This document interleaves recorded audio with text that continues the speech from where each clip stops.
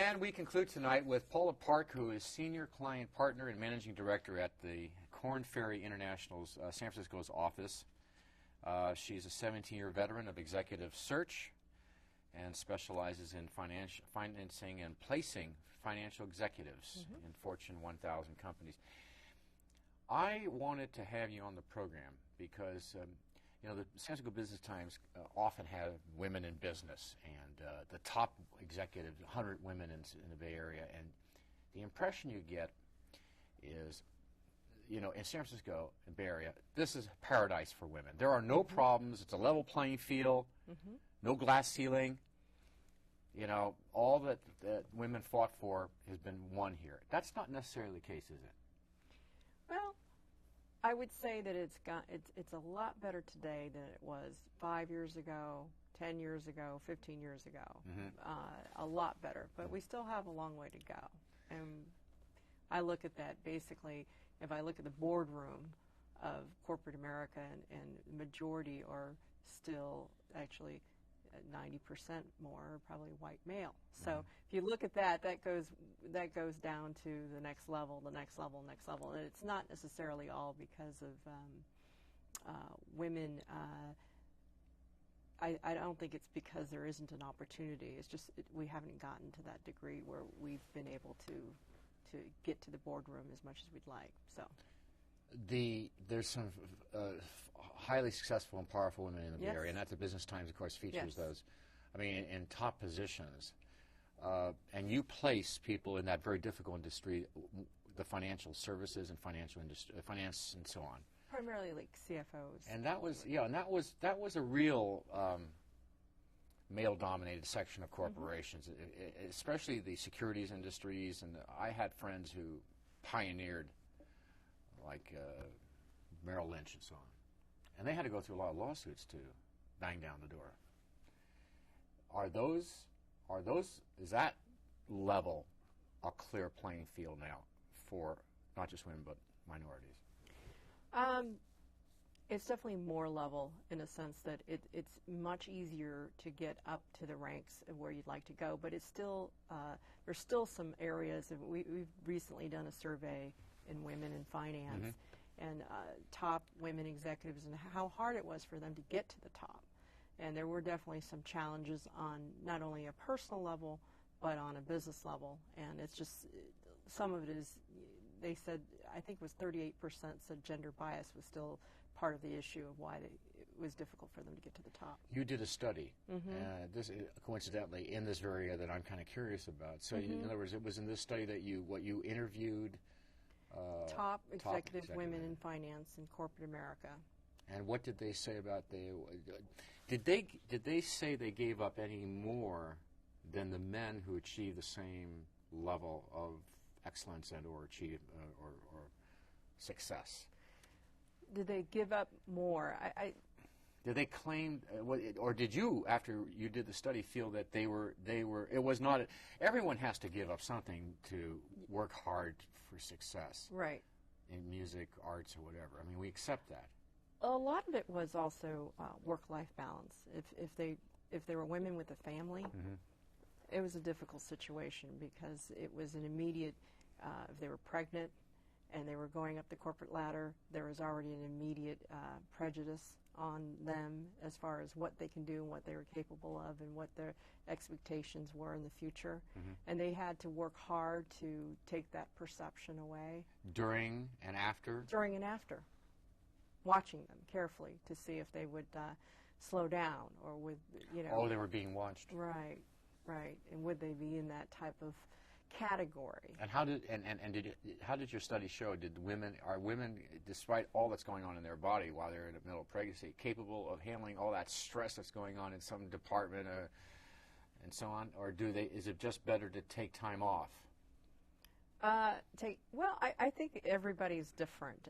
You know, some of these women have taken plenty of time. Some of these people have not.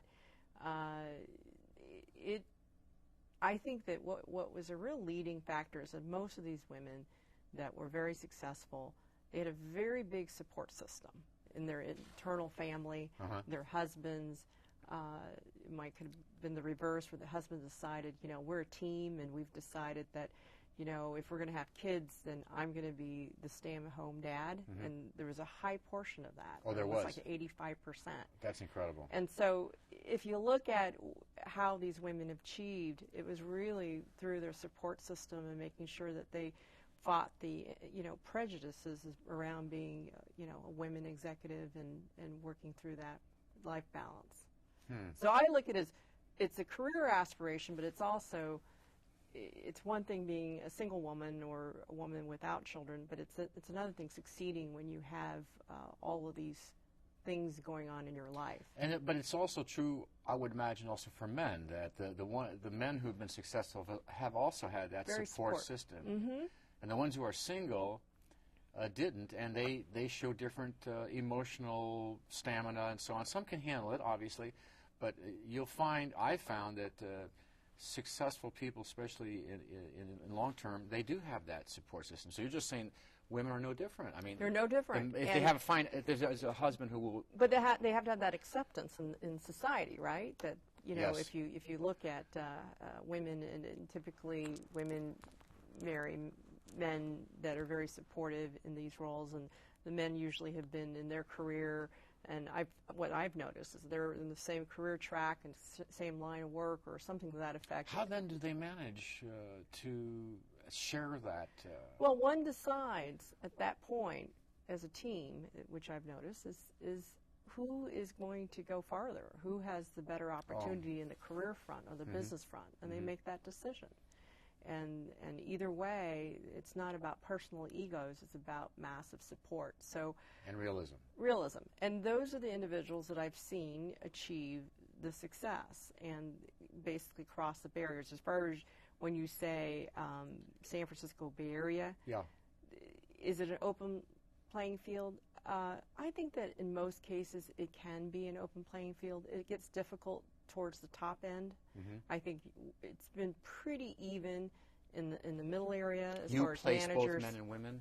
Yes, I place both men and women, and oftentimes I focus on women hiring and diversity hiring as well. Do you handle just that middle level you just described, or does your firm actually get into some of those very high positions? We focus on relatively high positions.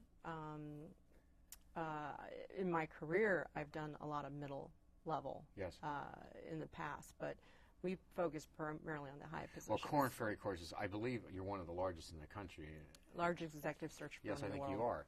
And, I had friends who've worked there, and so that's why I want to pursue this a little bit more. So you do recruit for executive positions. We're talking at the top of corporations. Yes. Okay, let's go back to San Francisco. Let's go back to the question we're asking them. So now, you have a group of people that you represent. Right. How would you tell me you're able to evaluate the process to know that it was a fair process? You had 3 people, let's say, 2 men, 1 woman. You have 1 position. How do you determine whether or not the decision was made purely on who they were and what they've achieved in life, and how much may have been influenced, or are we seeing the decision being influenced by gender? Well, today, with Sarbanes-Oxley and all the things that are going on, you can't make those decisions based on gender as much as you have to make it on the best qualified candidate, and that's how we look at it. So are you saying there are no barriers then at this point? In my particular case, when I recruit people, there are no barriers. In other words, I focus only on the best qualified person, the best top talent. As far as wanting to focus on obviously you want to have a diverse slate of candidates, so meaning that there's men and women in every aspect, so you have a level playing field. But then at that point, it comes down to who's best qualified. I would hope, well, that's what I was saying, and that's how we began, is to ask the question that, especially in the San Francisco Bay Area, we would hope that was the case. Right. But if a woman is ranked 4 and the 3 men are ranked 1, 2, and 3 because of their skill set, yes, no problem. Yeah, that's. But I'm just curious. Especially, I'm kind of curious. Do you do also finance departments in these high tech firms too? Yes. Not just okay.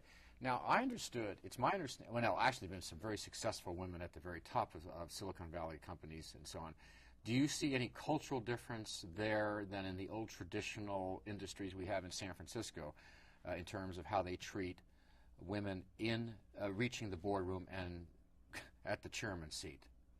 Yeah, I think it's a very fast-paced, environment in the technology field. So there's not a lot of the old historical biases that were in the past. So I do see some differences on that because it is an area that's constantly rejuvenating, growing, and it's ever changing. And also a younger generation, you find that the less prejudice and so on.